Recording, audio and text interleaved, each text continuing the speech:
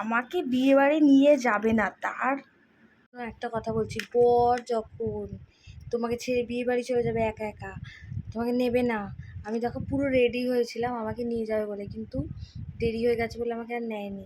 তখন কি করতে হয়, শুধু জীবনে একটাই জিনিসের দরকার হয়, সেটা হচ্ছে পকেটে পয়সা। পয়সা পয়সা থাকলে লুকিয়ে লুকিয়ে এরকম এনে ভাত বেড়ে ভাত ভাত আর পেঁয়াজ সাথে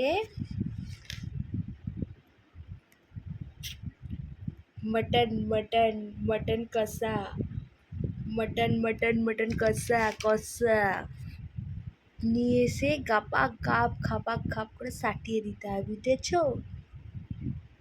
আমাকে নিয়ে যাবে না মানে? চামচটা কোথায়, মাটনটা দেখাই তোমাদেরকে, দাঁড়াও। ঘর ধরে এলোমেলো, কিছু পরিষ্কার করিনি, খেতে বসে গেছি। চাচা মাটনটা দেখো শুধু, খেসারত তো দিতে হবে বাবা।